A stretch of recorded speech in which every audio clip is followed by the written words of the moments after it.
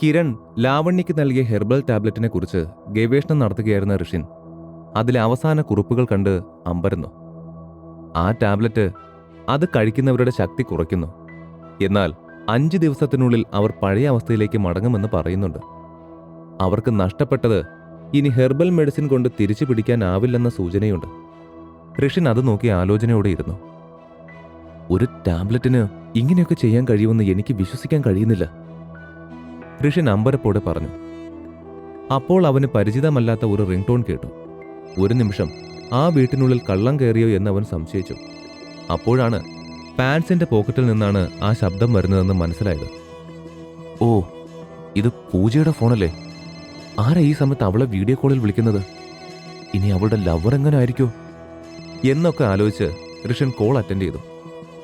Call attend ആയപ്പോൾ മറുവശത്ത് ഒരു സുന്ദരി അവളുടെ വീടിനുള്ളിൽ അലമാരയുടെ മുന്നിൽ നിന്ന് വസ്ത്രങ്ങൾ തിരഞ്ഞെടുക്കുന്നത് കണ്ടു. എന്നാൽ ആ പെൺകുട്ടിയെ കണ്ട് ഋഷിന് നല്ല പരിചയമുള്ള പോലെ തോന്നി. അവൻ അവളെ സൂക്ഷിച്ചു നോക്കി. അതേസമയം ഇതുവരെ പൂജയൊന്നും മിണ്ടിയില്ലല്ലോ എന്ന സംശയത്തിൽ തിരിഞ്ഞു നോക്കിയ യുവതി സ്ക്രീനിൽ ഋഷിന്റെ മുഖം കണ്ട് ഞെട്ടി അലറി വിളിച്ച് ഫോൺ കട്ട് ചെയ്തു.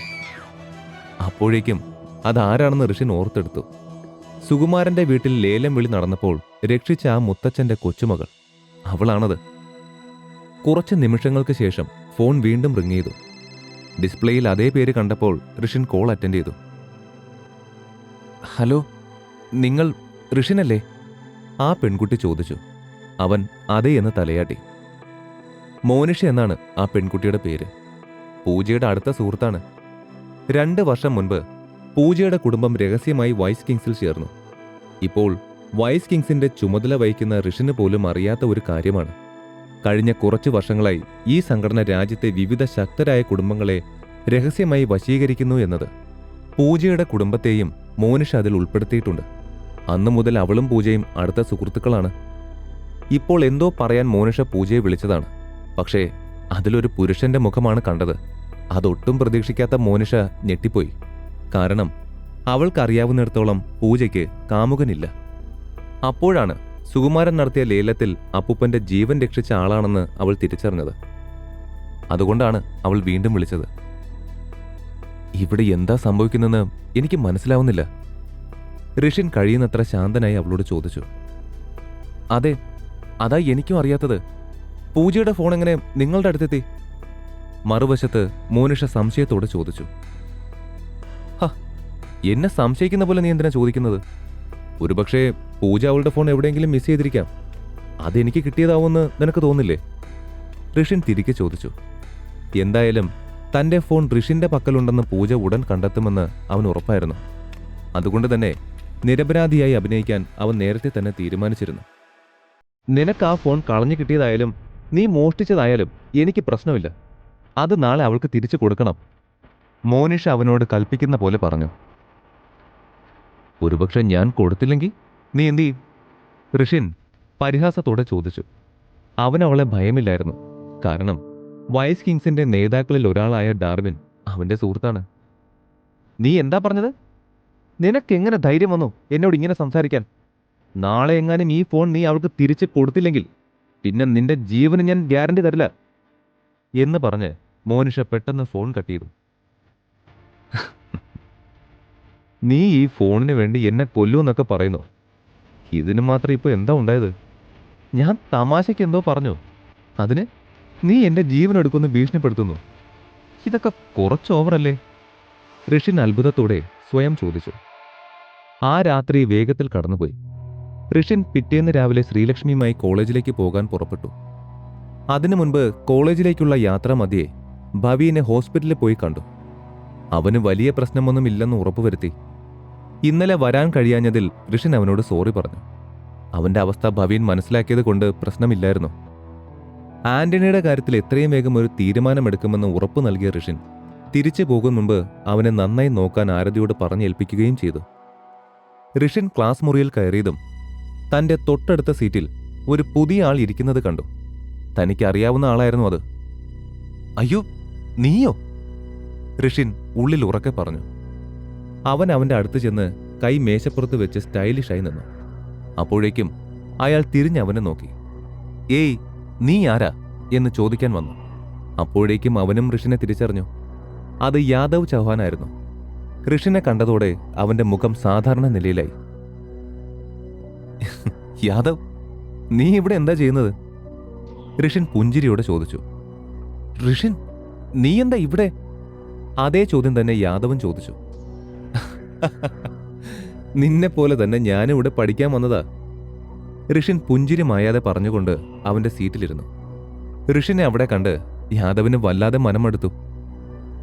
ഇവനെ കൊണ്ട് ഞാൻ തോറ്റു. എവിടെ പോയി ഷൈൻ ചെയ്യാമെന്ന് വെച്ചാലും അപ്പൊ അവിടെ വരും. എനിക്കവനെ ഒന്നും ചെയ്യാൻ ഇതുവരെ കഴിഞ്ഞില്ല. ഛേ, എന്തിനാ ഞാൻ ഇവനെ വീണ്ടും വീണ്ടും കണ്ടുമുട്ടുന്നത്? അവൻ പിറുപിറുത്തു. നീ എന്തെങ്കിലും പറഞ്ഞോ? ഋഷിൻ തിരിഞ്ഞു നോക്കി ചോദിച്ചു. ഏയ്, ഒന്നുമില്ല. പെട്ടെന്ന് ഇല്ലെന്ന് തലയാട്ടി യാദവ് പറഞ്ഞു. ശേഷം അവൻ മറുവശത്തേക്ക് മുഖം തിരിച്ചിരുന്നു. അവനിപ്പോൾ ഋഷിനെ കാണാൻ ആഗ്രഹമില്ല. ഭാഗ്യത്തിന് അവിടെ ആരും ഋഷിൻ മുമ്പ് തന്നെ അടിക്കുന്നതും കണ്ടിട്ടില്ല. എന്നാൽ ഇത്തവണ കോളേജിൽ വെച്ച് അവൻ തോൽപ്പിച്ചാൽ ക്യാമ്പസ് മുഴുവൻ തന്നെ നോക്കി ചിരിക്കും. യാദവ് ഓരോന്നാലോചിച്ച് ഋഷിനിൽ നിന്നും അല്പം അകന്നു മാറി നിൽക്കാൻ തീരുമാനിച്ചു. എങ്കിലും ഋഷിനോട് എങ്ങനെയെങ്കിലും പ്രതികാരം ചെയ്യണമെന്ന ചിന്ത ഉള്ളിൽ കത്തിപ്പടർന്നു. ഋഷിൻ യാദവിനോട് എന്തോ പറയാൻ ഒരുങ്ങുമ്പോൾ അന്തരീക്ഷത്തിൽ ശക്തമായ ഒരു പെർഫ്യൂം സ്മെല്ല് വന്നു. അതെവിടുന്ന് വന്നു എന്നറിയാൻ ഋഷിൻ തിരിഞ്ഞു നോക്കും മുൻപേ പൂജ അവന്റെ മുന്നിൽ വന്നു നിന്നു. പൂജ ക്ലാസ്സിൽ വന്നതും ഋഷിനോട് സംസാരിക്കാൻ പോയത് ക്ലാസ്സിലെ എല്ലാവരും ശ്രദ്ധിച്ചു. ക്ലാസ് തുടങ്ങി 3 ദിവസമേ ആയിട്ടുള്ളൂ എങ്കിലും ആരോടും സംസാരിക്കാത്ത പൂജ എന്താണ് ഋഷിന്റെ അടുത്ത് ചെയ്യുന്നതെന്ന് കാണാൻ എല്ലാവരും ആകാംക്ഷയിലായിരുന്നു. ആരോടും അടുപ്പമില്ലെങ്കിലും മറ്റുള്ളവരോട് അവൾക്ക് നല്ല ദയയുണ്ടായിരുന്നു. പ്രത്യേകിച്ച് ഇന്നലെ കിരണിന്റെ കാര്യം വന്നപ്പോൾ അതെല്ലാവരും അറിഞ്ഞതാണ്. എന്റെ ഫോൺ കയ്യിലുണ്ടല്ലേ, അതിപ്പോൾ തന്നെ തിരിച്ചു തരൂ. കൈ നീട്ടി നേരെ കാര്യത്തിലേക്ക് വന്നു പൂജ. ഇന്നലെ രാത്രി തന്നെ പൂജയുടെ ഫോൺ ഋഷിന്റെ പക്കലുണ്ടെന്ന് പൂജയെ അറിയിക്കാൻ മോനിഷ ആളെ അയച്ചിരുന്നു. പൂജ പറഞ്ഞത് കേട്ട് അവരുടെ ക്ലാസ്മേറ്റ്സ് 2 പേരെയും ആശയക്കുഴപ്പത്തോടെ നോക്കി. എങ്ങനെയാണ് പൂജയുടെ ഫോൺ ഋഷിന്റെ അടുത്ത് എത്തിയത്? 2 പേരും സുഹൃത്തുക്കളാണോ? ഇതെപ്പോഴാ സംഭവിച്ചെന്ന് ഞങ്ങൾക്കറിയില്ല. അവർ നേരെ സംസാരിച്ചിട്ടുണ്ടോ എന്ന് പോലും അറിയില്ല. അവർ മനസ്സിൽ ചിന്തിച്ചു. ഓ, ശരിക്കും ഇത് നിന്റെ ഫോണായിരുന്നോ? ഇന്നലെ ഹോട്ടലിൽ നിന്നും ഇറങ്ങി വരുമ്പോഴാ എനിക്കിത് കിട്ടിയത്. അവിടുന്ന് ആയതുകൊണ്ട് തന്നെ നമ്മുടെ കൂടെയുള്ള ആരുടെയെങ്കിലും ഫോൺ ആവാൻ ചാൻസ് ഉണ്ടെന്ന് വിചാരിച്ചിരിക്കുകയായിരുന്നു. ചോദിക്കണമെന്ന് വിചാരിച്ചപ്പോഴേക്കും ഒരുവിധം എല്ലാവരും പോയി കഴിഞ്ഞിരുന്നു. എന്തായാലും നമ്മുടെ ക്ലാസ്സിൽ ആരുടെയാണെന്ന് ഉറപ്പായിരുന്നു, അതുകൊണ്ട് എടുത്തു വെച്ചതാ. ഋഷിൻ ലാഘവത്തോടെ മറുപടി പറഞ്ഞു. പൂജ വന്ന് ചോദിച്ചാൽ എന്ത് പറയണമെന്ന് അവൻ നേരത്തെ തന്നെ തയ്യാറായിരുന്നു. നീ എന്റെ ഫോൺ കോളൊക്കെ നോക്കിയോ? മറുപടിയായി പൂജ ദേഷ്യത്തോടെ ചോദിച്ചു. ഇല്ലല്ലോ. എന്നെ കാണുമ്പോൾ നിനക്ക് അങ്ങനെ ഒരാളായിട്ടാണ് തോന്നുന്നത്? ഋഷിൻ അല്പം വിഷമത്തോടെ ചോദിച്ചു. പൂജ തന്നോട് എത്രമാത്രം ദേഷ്യത്തിലാണെന്ന് ഋഷിൻ ശ്രദ്ധിച്ചു. എനിക്ക് താഴെ കിടന്ന് കിട്ടിയതാണെന്ന് പറഞ്ഞില്ലേ, പിന്നെ എന്തിനാ ദേഷ്യപ്പെടുന്നത്? ഋഷിൻ എഴുന്നേറ്റ് അവളെ തുറച്ചു നോക്കി ധൈര്യത്തോടെ ചോദിച്ചു. പൂജ തന്നോട് വീണ്ടും ചോദ്യങ്ങൾ ചോദിക്കുന്നത് ഒഴിവാക്കണമെന്ന് ഋഷിൻ വിചാരിച്ചു. അല്ലെങ്കിൽ താൻ അറിയാതെ എങ്ങനെയെങ്കിലും അവളോട് സത്യം പറഞ്ഞു പോയാലോ എന്നവൻ ഭയപ്പെട്ടു. ഞാൻ അത് പുറത്തെടുത്തിട്ടില്ല. എന്റെ ഫോൺ ബാഗിൽ തന്നെയായിരുന്നു. അപ്പോ നിനക്ക് എന്റെ ഫോൺ എവിടുന്ന് കിട്ടി? സത്യം പറയേ. പൂജ രൂക്ഷമായ സ്വരത്തിൽ ചോദിച്ചു.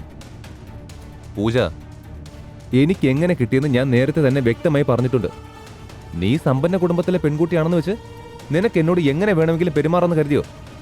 ഞാനൊരു പാവമായിരിക്കാം എന്ന് വെച്ച് എനിക്ക് ഇതുവരെ ഒന്നും മോഷ്ടിക്കേണ്ട ആവശ്യം വന്നിട്ടില്ല. ഋഷിൻ വികാരക്ഷോഭത്തോടെ സംസാരിച്ചു. അവൻ അഭിനയിക്കുകയാണെന്ന് പൂജയ്ക്ക് മനസ്സിലാക്കാൻ കഴിഞ്ഞില്ല. അവൾ കരുതി അവൻ പറയുന്നതെല്ലാം സത്യമാണെന്ന്. ഞാൻ നിന്നെ സംശയിക്കുന്നതായി നിനക്ക് തോന്നുന്നുണ്ടോ? എന്തിനാ എന്നോട് ഇത്ര ദേഷ്യപ്പെടുന്നത്? പൂജയുടെ സ്വരത്തിൽ ഇപ്പോൾ ദേഷ്യത്തിന് പകരം ആശങ്കയാണ്. അപ്പോഴേക്കും കിരണിന്റെ 2 സുഹൃത്തുക്കൾ എഴുന്നേറ്റ് അവരുടെ അരികിലേക്ക് വന്നു. ഈ കഥ തുടർന്ന് കേൾക്കുന്നതിനായി ഇപ്പോൾ തന്നെ പോക്കറ്റ് FM ആപ്പ് ഇൻസ്റ്റാൾ ചെയ്യൂ. Link in description.